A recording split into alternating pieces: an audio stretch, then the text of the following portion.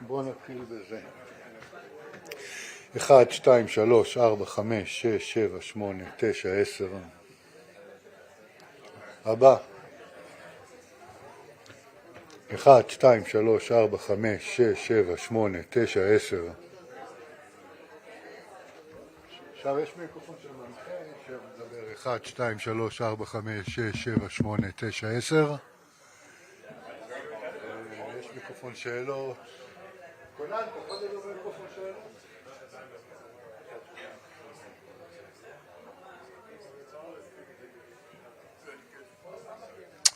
שאלות, 1, 2, 3, 4, 5, 6, 7 שאלות.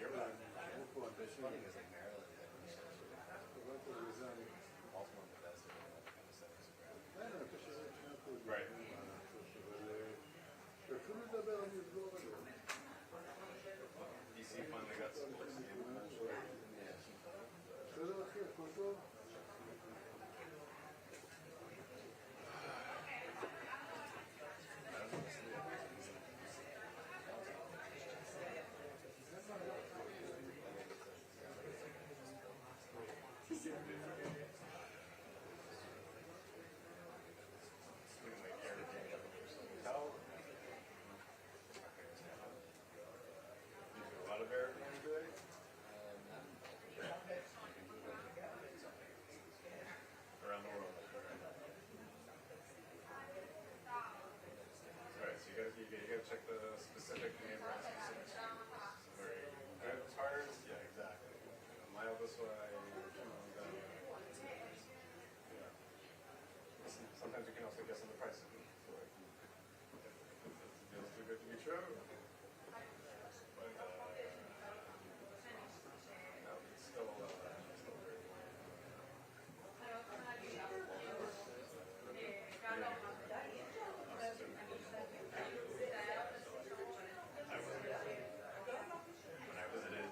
Town, I went to like, you know, the aquarium, the sports team. I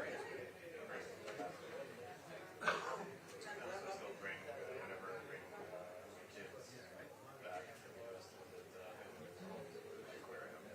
Not cheap. That's good. Yeah, right now. I think it should be free. It should be free.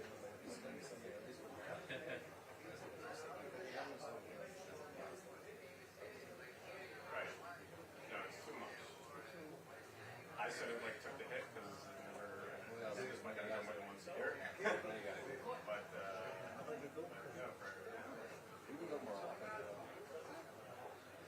right. And they lost. That's why they lost the Dolphin show. I don't think it was even there. I think it was in like some other.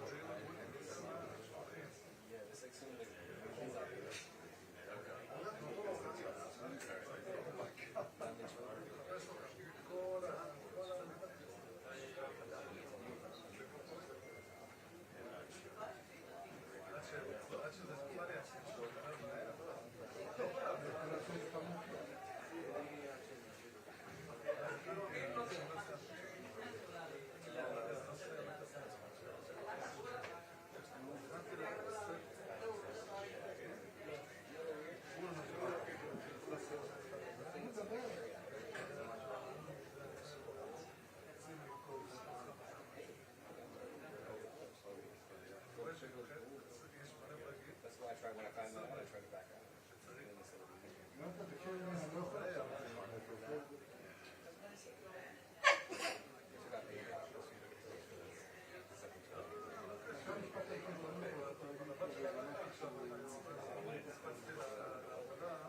אוקיי, קדימה.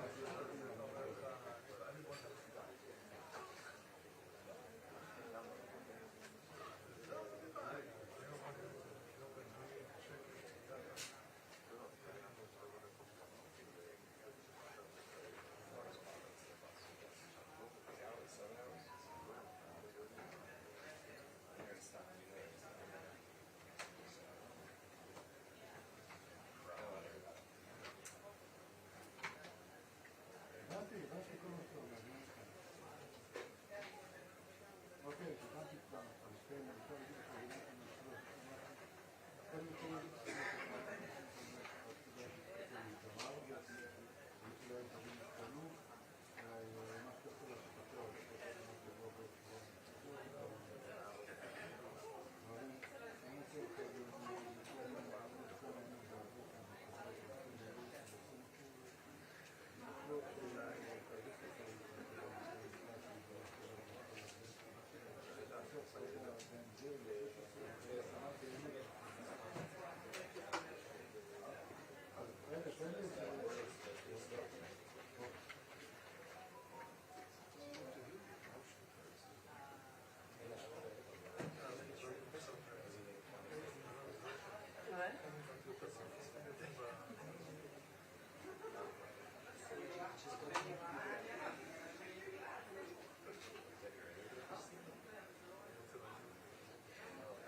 I'm sorry, I want to understand that. Say that again?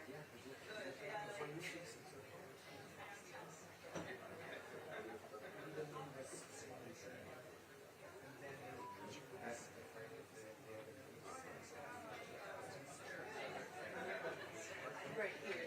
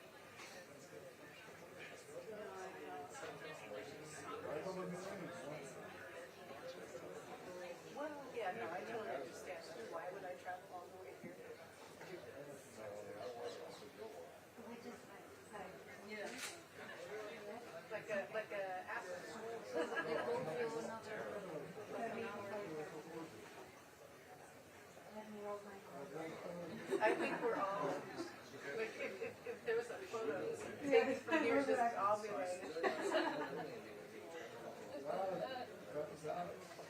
maybe a little bit of this, but not like I want to make a big deal of it.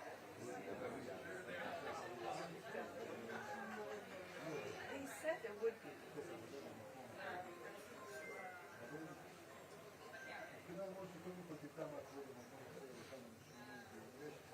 Yeah, I'm trying to decide if I'm going to just wait. But how long are we waiting? It's just different. Like, and they're like, oh, just wait. I'm going to have a chance to get there. I know, but they told us to wait here. They were like, oh, no, it's okay, guys.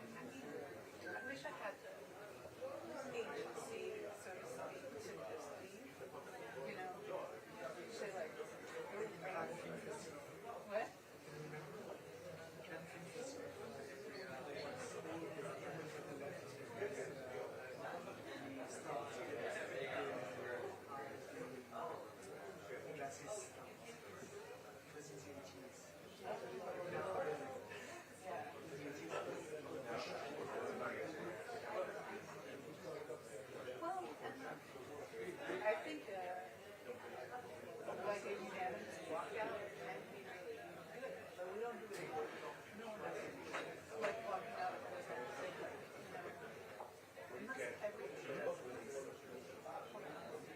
and there'll always be a manager in that office. Oh, no, we need that.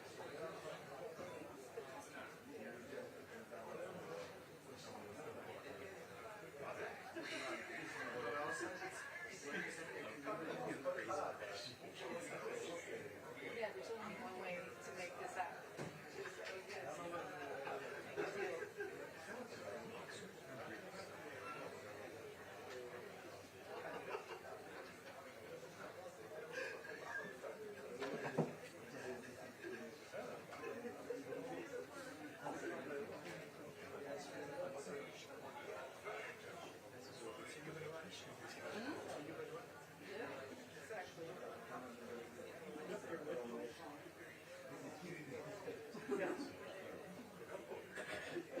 Yeah, I wouldn't use those shorts.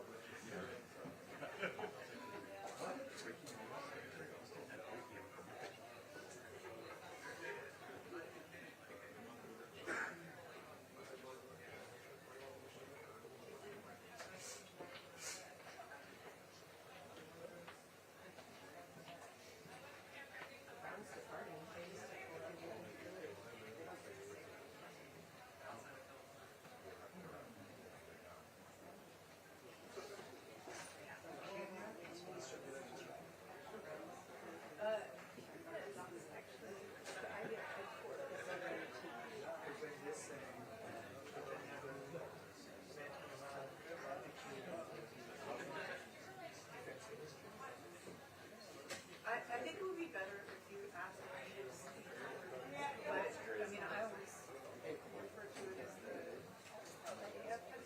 but just double check it.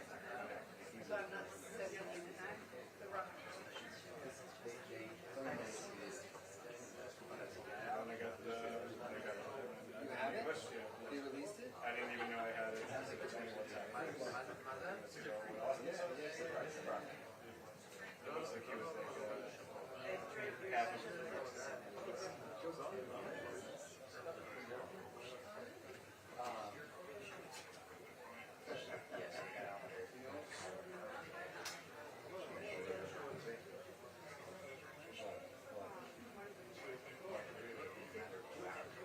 Is that now?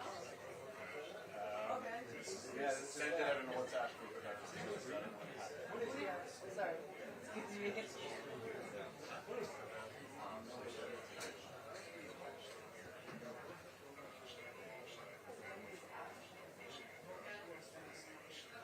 WhatsApp, I can forward it. If you have WhatsApp, I can forward it.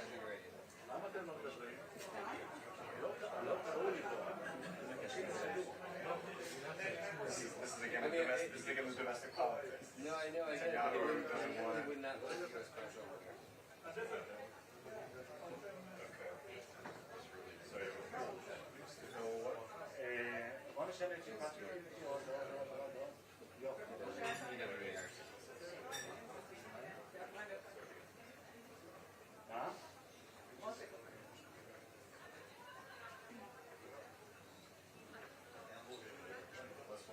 Oh, and they did handouts. למה אתם לא מדברים איתי בקואורדינציה? Yeah. I mean, I don't like handout photos, but like, Perfectly good for It's finished. oh, you mean like it's finished up here, or it's finished a week ago? Both, We go back. right? We go back. I know AP don't use it now. Yes.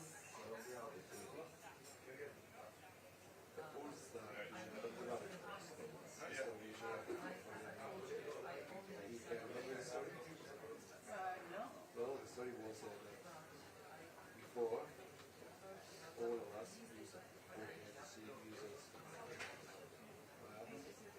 Some years ago, the chief, Rome,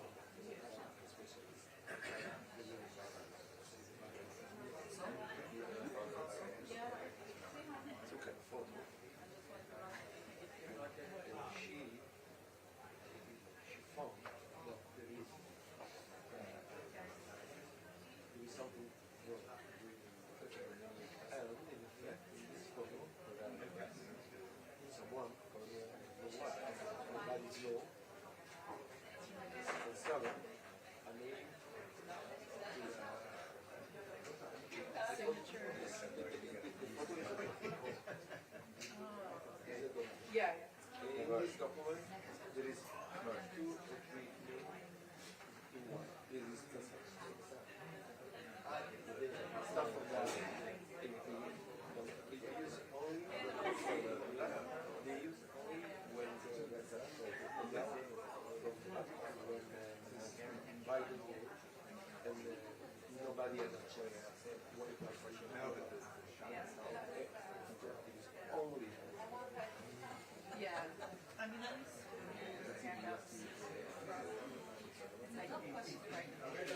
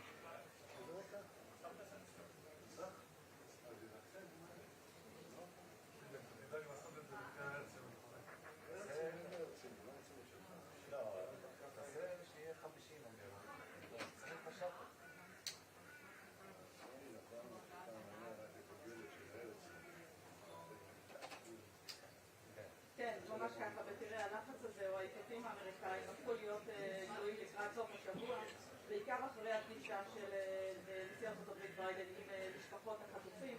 זה מתחיל בהגעה של ג'ק סליבן לכאן, ובעצם זה שהוא אומר לנו בגלוי, ישבתי עם ראש המוסד, פגישה שתוכננה להיות 45 דקות, שעברה לי כמעט שעתיים, עלו ברעיונות חדשים, הוא לא אמר מעבר לזה, אבל אני יכולה להגיד לך שהאמריקאים כבר מסוף השבוע עודדו שראש ה-CIA, כפי שירון אמר, היה בין המובילים של המתווה הקודם. אם תרצו שוב, נכנס לאירוע, אנחנו רואים את זה באותה פסגה היום, וסליבן אומר, זה חשוב לנו, וגם שר ההגנה שנמצא כאן אומר לראש הממשלה, לפני תחילת קבינט המלחמה, אנחנו איתכם בסוגיה של החטופים, והוא אומר לו, אל תשכח, גם לנו יש אזרחים אמריקאים כאן, ארצות הברית מאוד רוצה לראות מתווה נוסף, וראתה במתווה הקודם סוג של הצלחה, קיימים של החוקה, במהלכם שיבררו יותר מ100 חטופים, היא רוצה לראות קידום כזה של הסוגיה הזאת.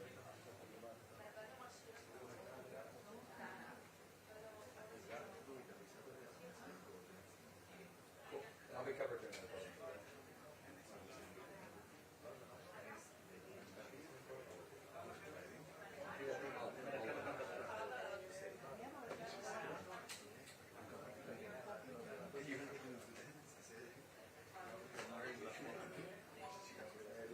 לא נגיד שאנחנו דואגים. למה להגיד? לעומת עצמנו, ראשית להגיד.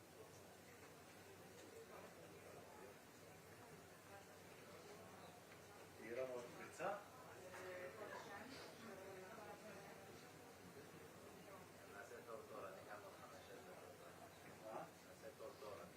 אנחנו כבר עלינו כשצעקת.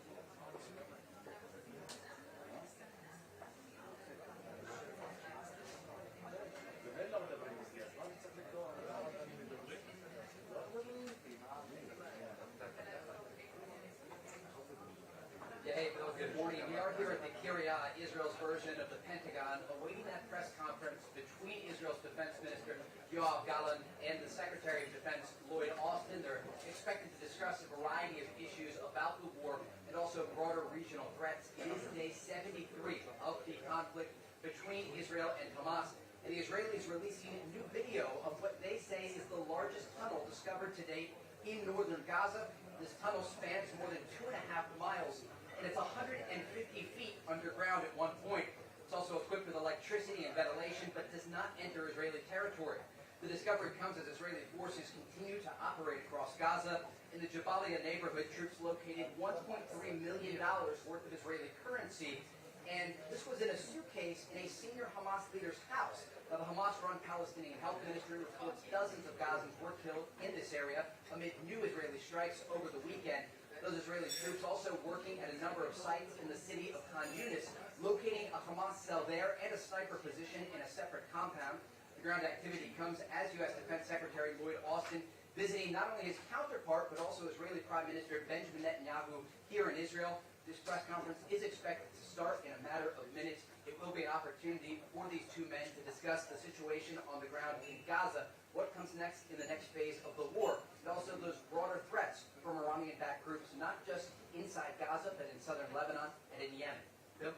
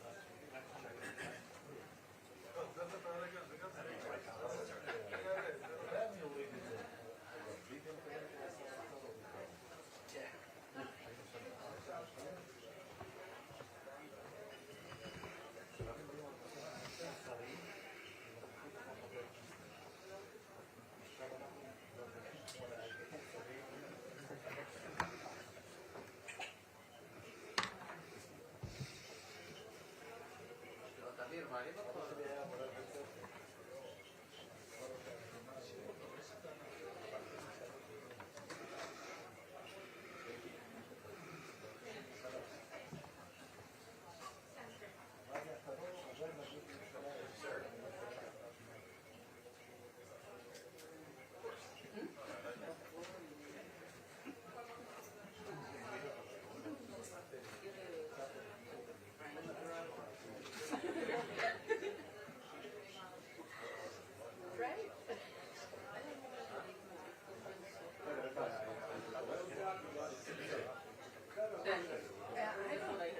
don't have to do any work. I mean, unless it's like, I don't have to do any work like this. Yeah, for sure. Interviews, I really like because the talking tracks. And I always just want to work through it. And there's never enough time to properly, like, yeah. And I'm like, yeah, exactly. But I'm like, do you want to look nice or do you want to have it not look nice, right? So I tried that, but then what happens is the video quality, I don't even notice. I'm like taking like very concise, natural light filter, right? You know, it's not that much light. I'm like 1.8 or something, like 2.0. And I'm gonna make it work because like, and then I don't discover until it's too late. Turned on his lights and is filming that as and I can't do that because I'm in front of everybody. You know, in front of like a normal person. Yeah. I was like, I just have 5 minutes. I don't even need 20 minutes. 5 minutes.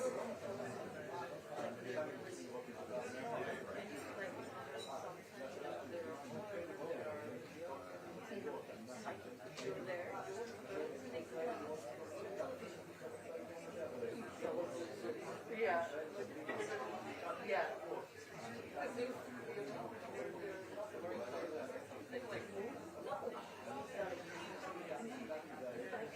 I did this other day. We had a picture with the president.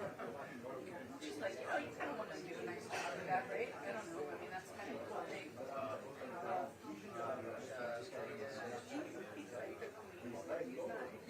Yeah, like a really, but it's okay. This is the job that day. Like I always do my best.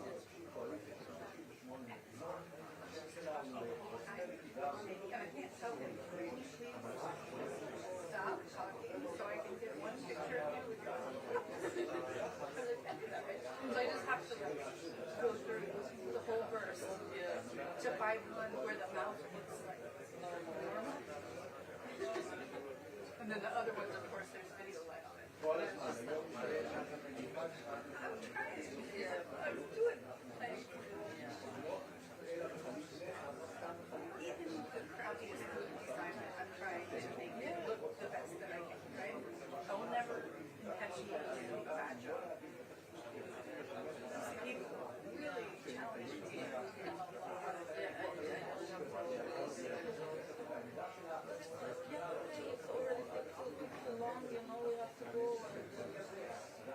Yeah, and they're on a schedule, and they don't have enough time. And I'm like, I told you guys at the beginning that this was going to happen.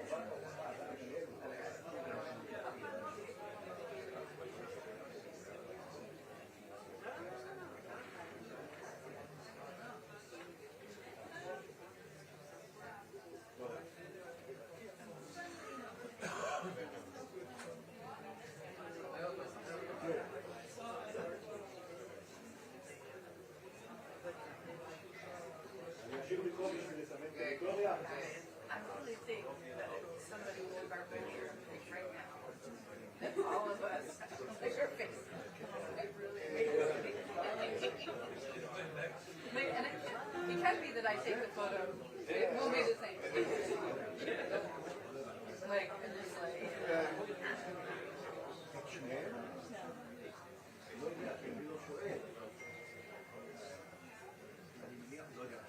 וגם שכולם יכולים לעלות. ומה הוא יעשה? כנראה הוא יענה גם באנגלית. היה לי ספק. But זה לא בין האנשים. just, you know, יכול לדבר. so for another story that we're all missing right now, Jerry Seinfeld was in Israel. Oh, fair. Yeah.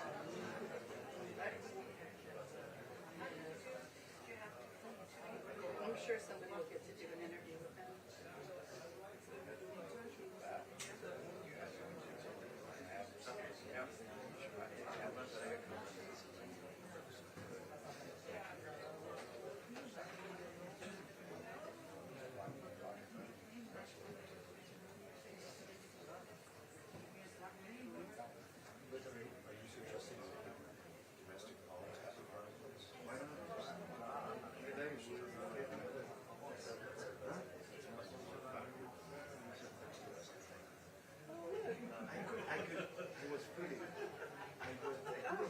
So what's happening? You went to the meeting like this with everybody. I mean, that makes sense. But you know what I would do?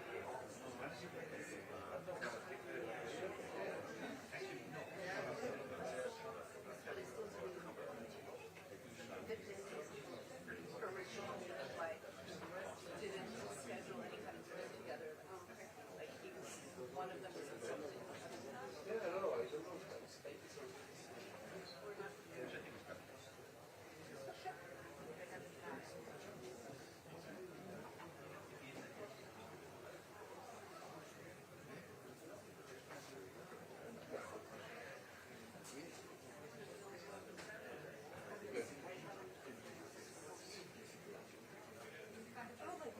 Since we talked about this, then even that meeting, like, you know what I mean?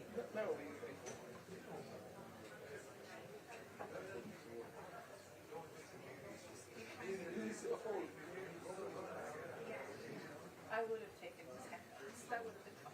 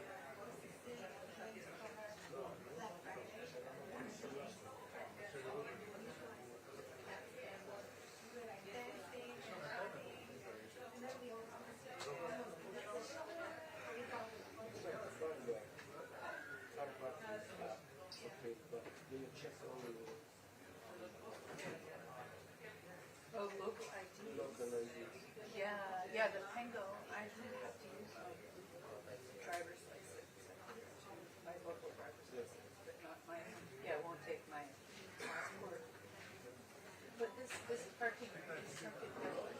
Yeah.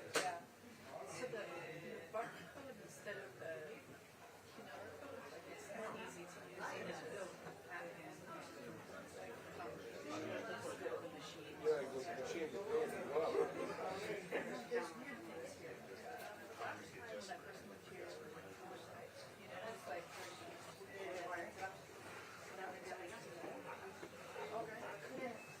get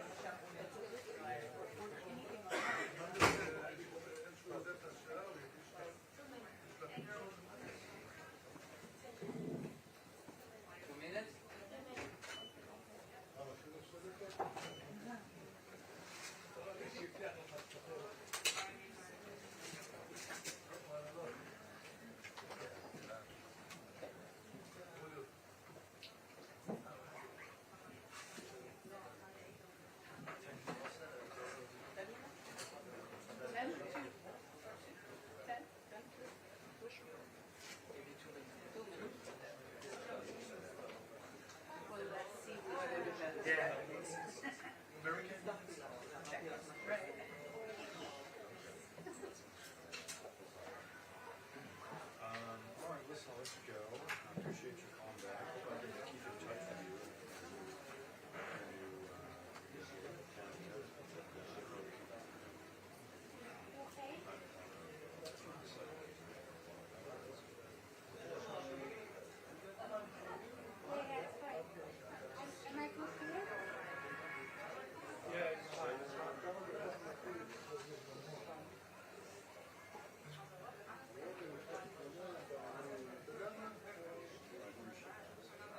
Listen, great holidays, and I'll talk to you soon.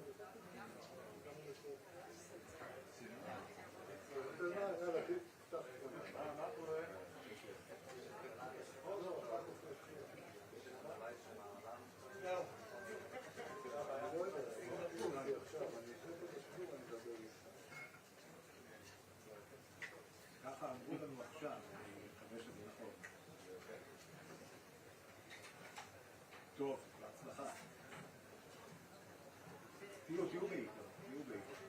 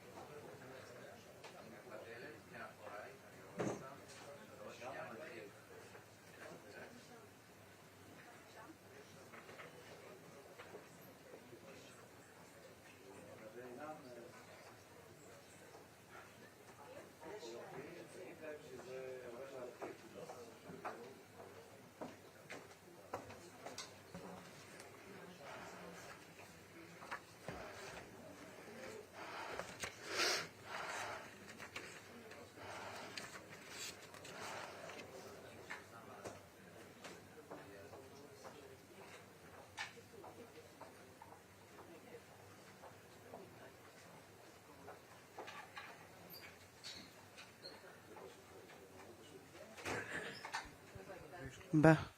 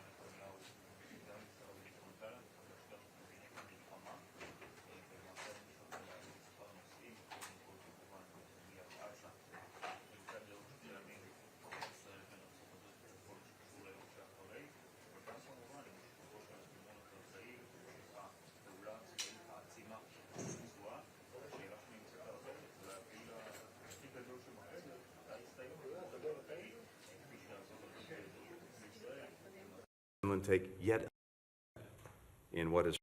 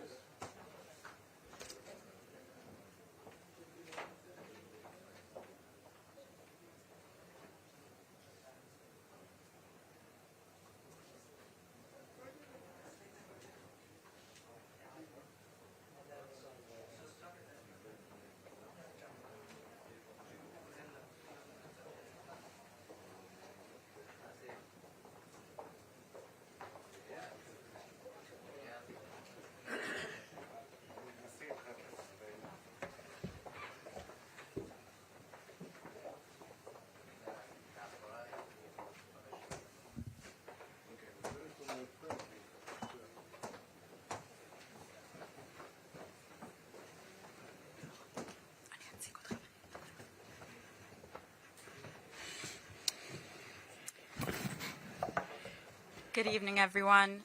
Minister of Defense Yoav Gallant and U.S. Secretary of Defense Lloyd Austin will now deliver remarks.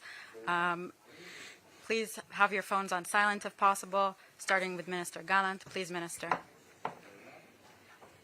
Secretary Austin, the United States and Israel have never been more determined and aligned in our shared values, our shared interests, and our shared goals. My friend General Austin, you have shown the people of Israel and the entire world what it means to be a leader and a partner. There is no greater projection of our intimate ties than sitting together with General Brown and General Levy, discussing the most sensitive issues on the agenda in full transparency and trust. Thank you, Secretary, for your deep commitment to Israel's security. We stand here 72 days into a war that we didn't want. On October 7th, Hamas conducted a brutal attack. They murdered, raped, and kidnapped children, women, soldiers, Holocaust survivors. On October 7th, we fought back and immediately set the goals of this war: the destruction of Hamas and the return of the hostages home with no exception. Our common enemies around the world are watching, and they know that Israel's victory is the victory of the free world led by the United States of America. In our war against Hamas, the Hamas terrorist organization is a war, it's not a war against the people of Gaza. We are fighting a brutal enemy that hides behind civilians. Billions of dollars have been invested in Gaza, money that should have gone to civilian infrastructure and instead was used to build a network of tunnels hundreds of kilometers long, equipped by military facilities. Today, IDF troops are operating in Hamas hotspots across Gaza.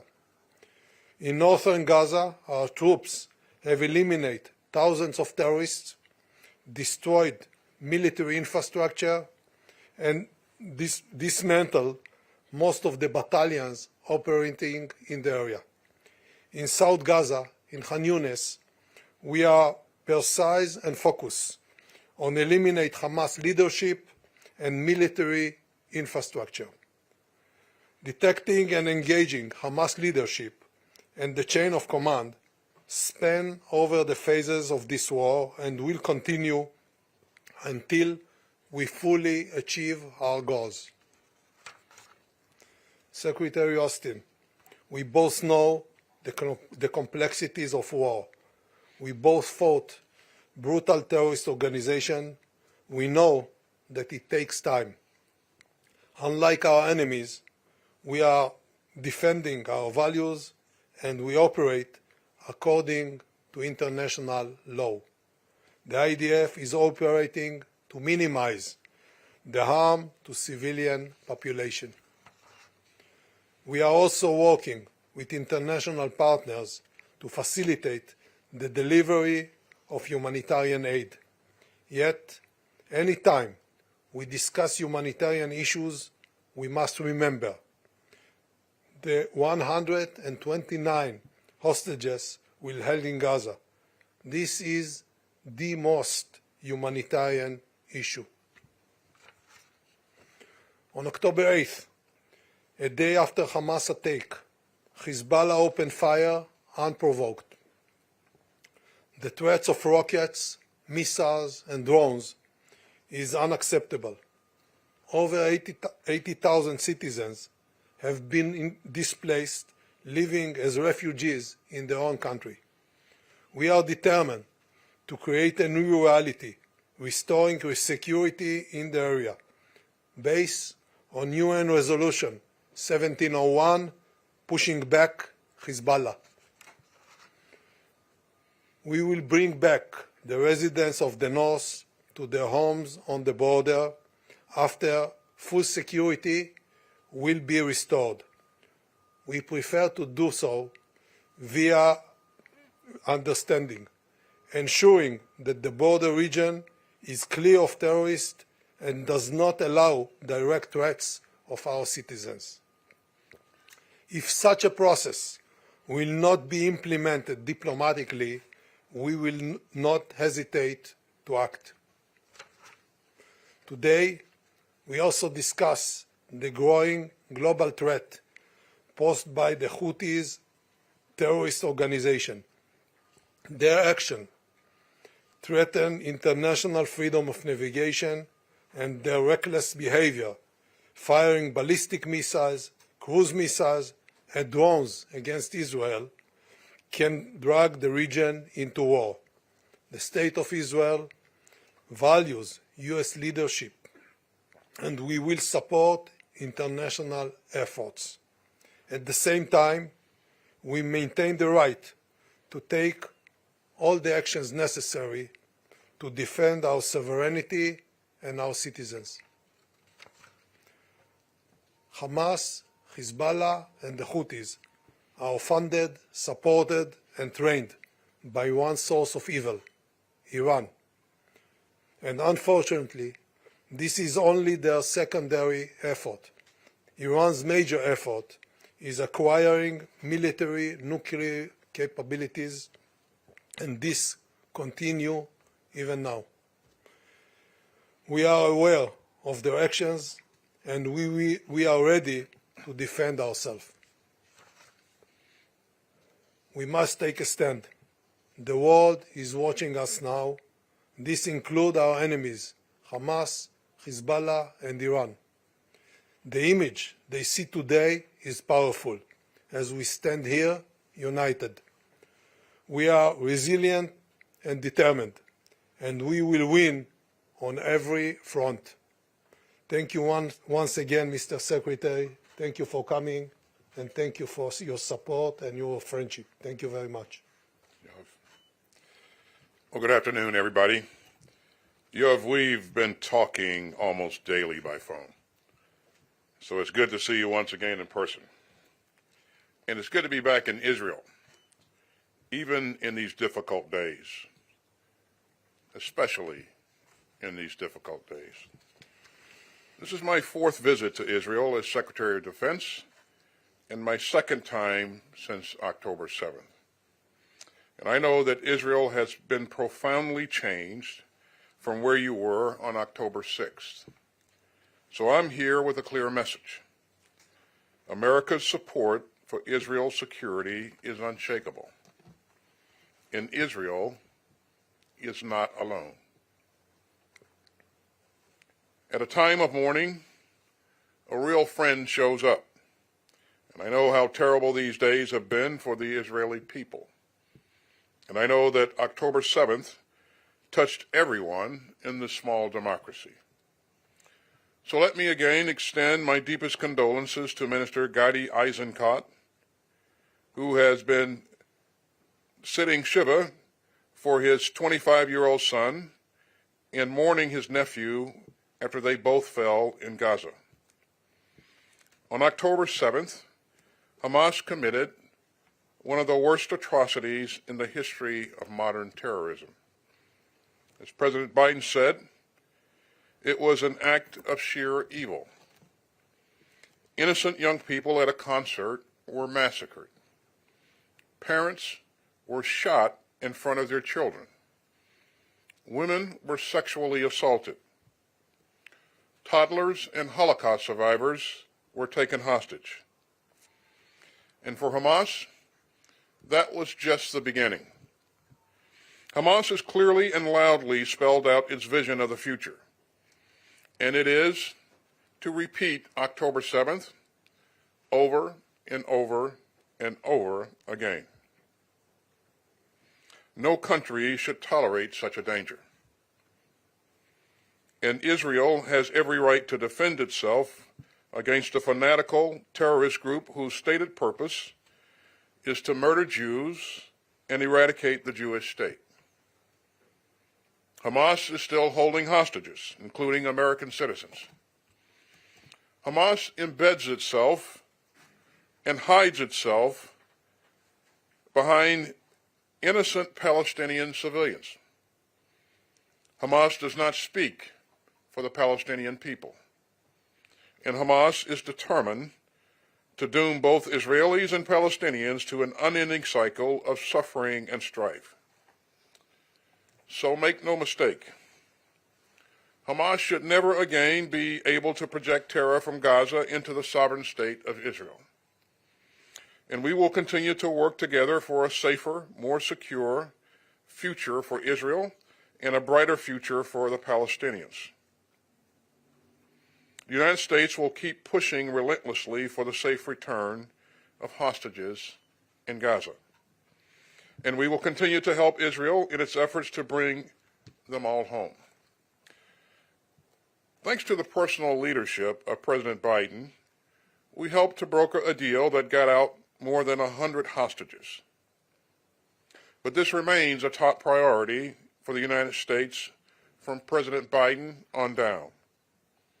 And we will continue to do everything that we can to bring home every man, every woman, and every child seized by Hamas. Now, the United States has been clear and consistent since Hamas started this war on October 7th. Democracies are stronger and more secure when we uphold the law of war. And as I've said, protecting Palestinian civilians in Gaza is both a moral duty and a strategic imperative. So we will continue to stand up for Israel's bedrock right to defend itself. And we will also continue to urge the protection of civilians during conflict and to increase the flow of humanitarian aid into Gaza. That's important as Israel fights to dismantle the Hamas terrorist infrastructure in Gaza. And it will also be crucial for our work with our allies and partners after the fighting stops. Now, we're working to ensure that this conflict does not escalate beyond Gaza.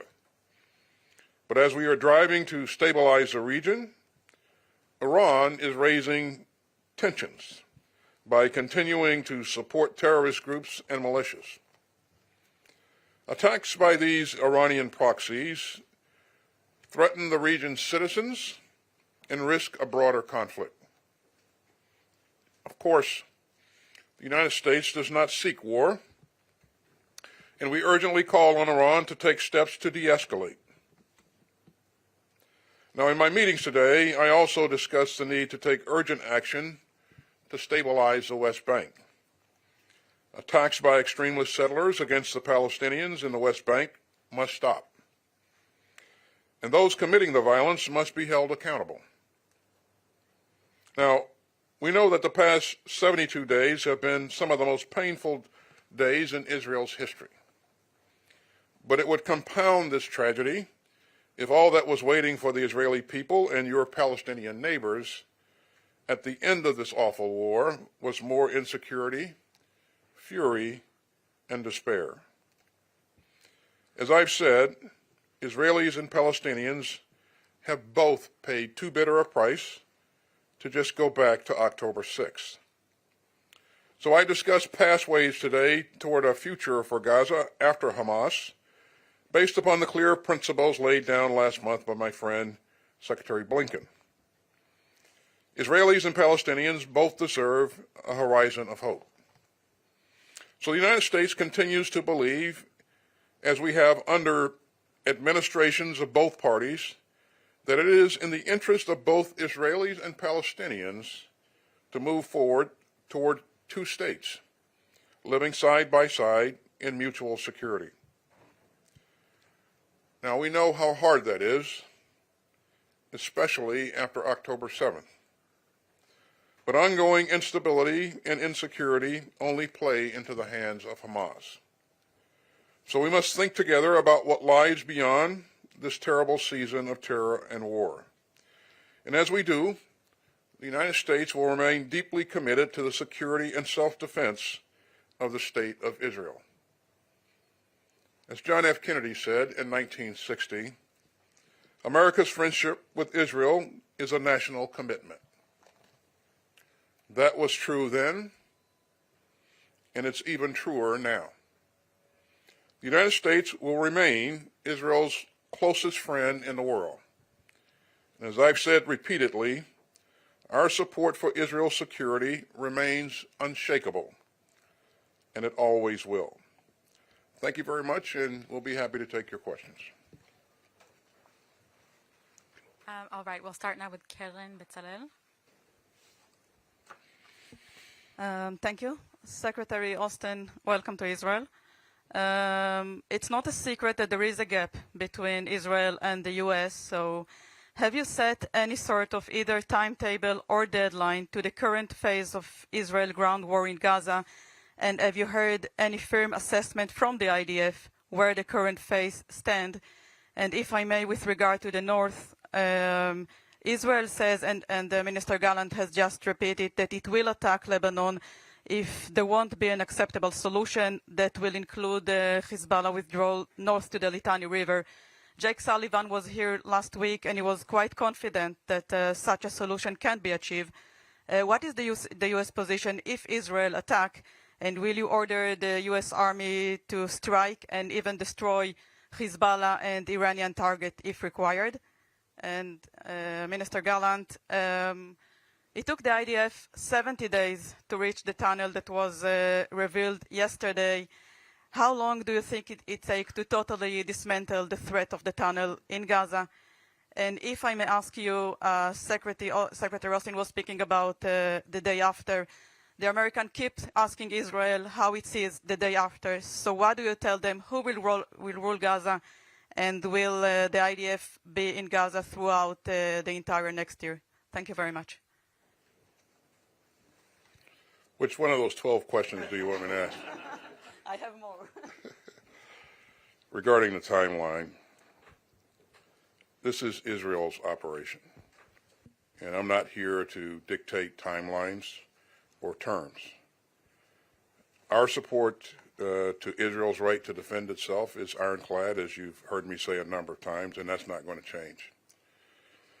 It's critical, as I said earlier, that Hamas not be able to threaten Israel from Gaza or even threaten Gaza anymore.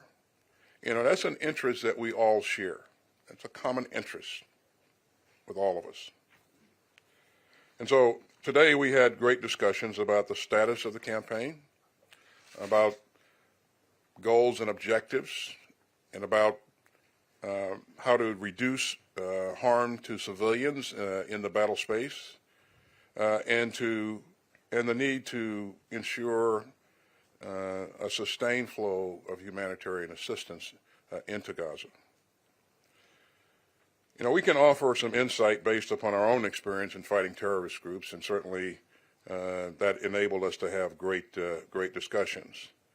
And we also have some great thoughts about how to transition from high-intensity operations to a lower intensity and more surgical operations. So we had great discussions on all of those issues. On Lebanon, we've been clear that we don't want to see this conflict widen into a larger war or a regional war, and we call upon Hezbollah to make sure that they don't do things that would provoke a wider conflict. Yes, as to the first question, let me be more precise. It took us 70 days before we exposed this tunnel to the public. It was discovered longer period before that, after a month or so. But we had a lot of operations to be done inside the tunnel before we expose it. The war will take time, and I can assure only one issue, that eventually we will reach our goals. First of all, to destroy Hamas. Second, to rescue the hostages. Both of them are very important equally. This is a war of national determination and national resilience, and we will prevail because we are fighting for the right values and for our survival in this region. As to the second question, we understand how important is the cooperation, the international support to establish something different in Gaza. This is the reason we conduct this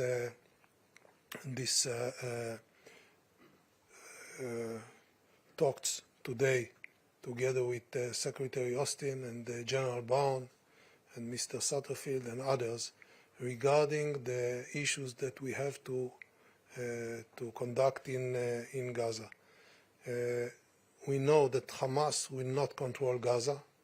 We know that we will have the freedom to eliminate any kind of threat in the future, and there will be no serious military threats against Israel from Gaza. Second, Israel will not control Gaza in any civilian way. We will conduct any needed operation and military effort in order to secure our future, and we are building the routes for non-hostile partners in the other side. Thank you, Tara Kopp. If we can also please stick to one question each, please. Thank you. Thank you. Minister Gallant, back to Lebanon. Are you currently planning for a ground operation in the north to, as you said, fully secure that area from Hezbollah? Secretary Austin, if that ground operation is launched, just to repeat my colleague's question, what role would U.S. forces have in such case? And then is it too dangerous right now, Minister Gallant, to open a second front in the north when you have troops committed in the south in Gaza? And my final one for Secretary Austin, another commercial vessel today was attacked in the Red Sea, and U.S. warships continue to intercept ballistic missiles and drones that are fired from Houthi-controlled Yemen. Why hasn't the U.S. struck back or conducted a counterstrike like it has against similar Iranian-backed militants in Iraq and Syria? I would like to reiterate what I said. I said that diplomacy is the preferred way. We are not looking for wars, but we have 70,000 Israeli refugees, and Hezbollah is shooting us every day since October 8, a day after Hamas launched the war against Israel. Therefore, in one hand, we are patient, and we are looking for a diplomacy solution that will make sure that Hezbollah is not threaten Israeli civilians on the northern communities directly. On the other hand, we are preparing ourselves to any situation that is needed, and if something like that happened, we will know what to do and we will prevail. We are not looking for anything similar to that, and we hope that Hezbollah will understand it. It's time to stop.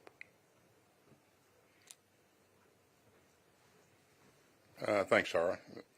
Regarding the Houthis, these attacks are reckless, dangerous, and they violate international law. And so we're taking action to build an international coalition to address this threat. And I would remind you that this is not just a U.S. issue. This is an international problem, and it deserves an international response. And that's why I'm convening a meeting tomorrow, a ministerial meeting with fellow ministers in the region and beyond, to address this threat. We're that'll be a virtual meeting, and I look forward to that discussion. And more important, I look forward to working together with members of that group to address the threat in a meaningful way in the future. And we'll have more details on this soon, but we're going to make sure that we're doing everything that we can to ensure freedom of navigation in the area. The straits are pretty important, as you know. A large amount of commerce flows through there. International commerce flows through there on a daily basis. Thanks. Yonah Bob. Yonah Bob from the Jerusalem Post. Good to see you again, Mr. Secretary. There's been a lot of discussion about getting Israel's intent to reduce civilian casualties to match up with the results. General Petraeus famously said that sometimes the U.S. needs to take hits on force protection to win over hearts and minds. Legitimacy, you're probably familiar that just recently about 10 Israeli soldiers died in one ambush, and a lot of people in Israel were saying if the Israeli Defense Forces had just bombed the area, they wouldn't have died. Is this the kind of thing, war doesn't have perfect solutions, that sometimes the United States may think that Israel may need to take more hits to force protection instead of being as aggressive with its air force and artillery? Minister Gallant, good to see you. The United States, in its most respectful way possible, is trying to push Israel on certain timelines, on certain things about the day after. Is it maybe time that yourself and the government need to tell Israel that even though we've had tremendous successes in the field, we may not actually control all of Gaza at the end of January. We may not get all of the hostages back at the end of January. Some of these things may continue in the 3 to 9 months afterwards, what they call Shlav Gimel, the third stage. So for the first part of the question, in terms of the nature of the strikes and the amount of collateral damage, I think, let me begin by saying the protection of our troops is important to all of us. Minister Gallant, me, all of us, and that is foremost. But what we see happening is a combination of two things. The first thing is the complexity of this battle space, three-dimensional battle space, very closed spaces, dense population of people, and so that makes it very, very difficult to conduct any military operation. Above and beyond that, we see that Hamas routinely uses civilians as shields. Beyond that, they place their headquarters and their logistical sites near protected sites, hospitals, mosques, churches, you name it. And so that adds to the complexity. And as you've heard Jake Sullivan say, it provides an additional burden for the forces that are prosecuting this fight. It requires a very professional force, and that force has to learn each step of the way. And we've seen that. And Minister Gallant and I had a great conversation today about some of the things that they've learned and some of the techniques that they're changing and as they conduct operations in the South. So all of us learn, and again, they were a very professional force going into this, but this is an incredible complex battle space, and taking lessons learned from the North, they've applied some of those lessons in the South, and again, I'm sure that'll continue to happen.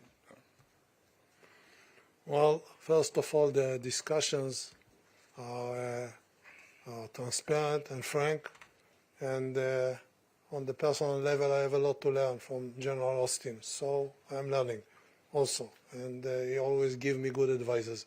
Therefore, we share everything and we consult.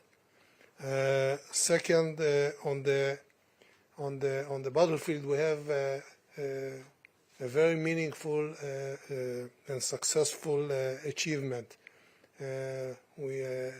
We detect thousands of terrorists, including senior commanders, but not the leadership. The eliminate Hamas leadership is an ongoing goal that will be achieved, hopefully soon, but it will be achieved. It's part of the goals of the war. And we will continue to operate in different levels of intensity according to the situation in the region. And I can tell you that soon we will be able to distinguish between different areas in Gaza. In every area where we achieve our mission, we will be able to transition gradually to the next phase and start working on bringing back local population. That means that it can be achieved maybe sooner in the north rather than in the south. So we are dealing with all the different components, and we will decide in the next future, the early future. Like in Beit Hanun?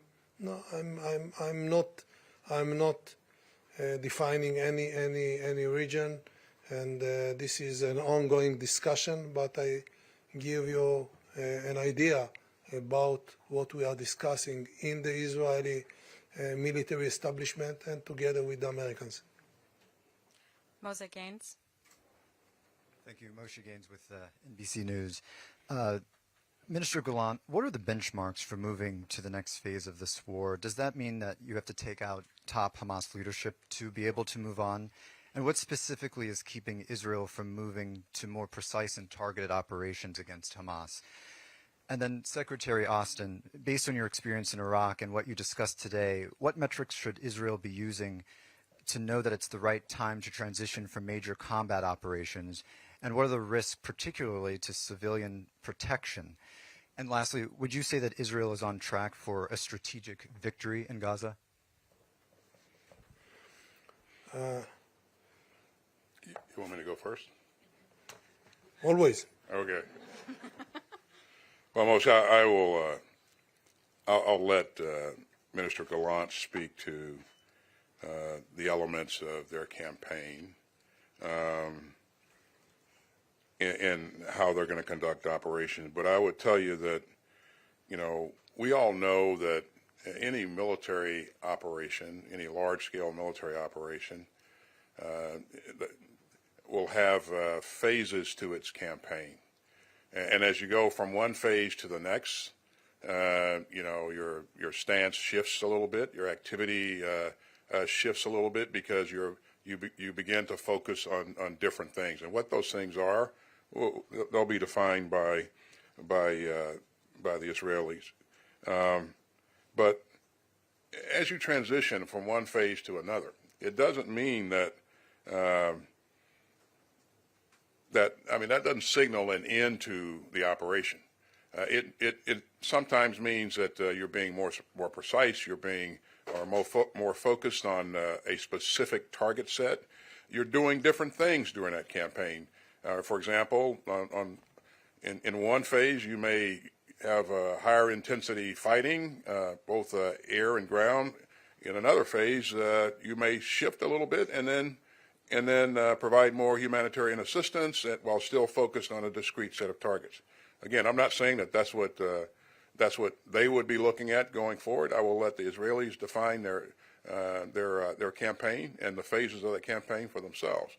But in any operation like this, any campaign, there will be phases, and the most difficult part is as you shift from one phase to the next, making sure that you have everything accounted for and you get it right. So that requires detailed planning and very thoughtful planning.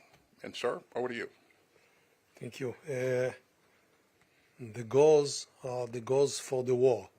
That means that by the end of the war, as long as it takes, we need to make sure that we have our hostages back, that we eliminate the Hamas abilities, and that include destroying Hamas military capability and its ability to govern in Gaza. And it have certain parameters, including the amount of battalions that we need to dismantle, and the chain of command and the supreme military leadership and so forth and so on. The phases are the technique which is part of the plan that we have to deploy in the area in order to achieve our goals. And as Secretary Austin said, this is only the way that we shape our plan in order to achieve the goals. And as it happened in the battlefield, the circumstances are changing. You change your efforts and you do something different in a different phase.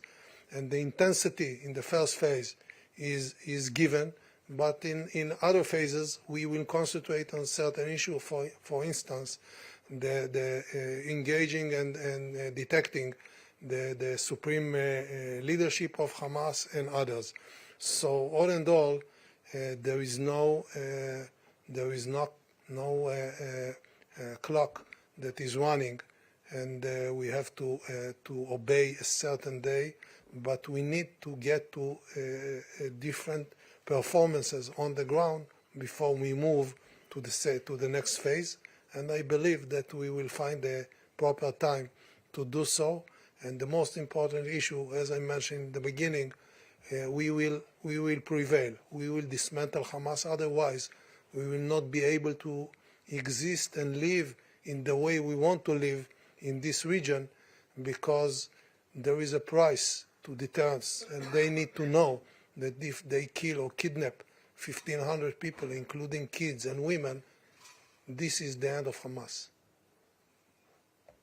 Thank you very much, everyone.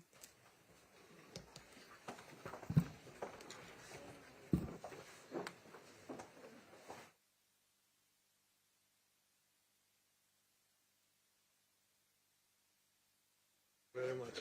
Thank you, Secretary. You help us a lot. Thank you.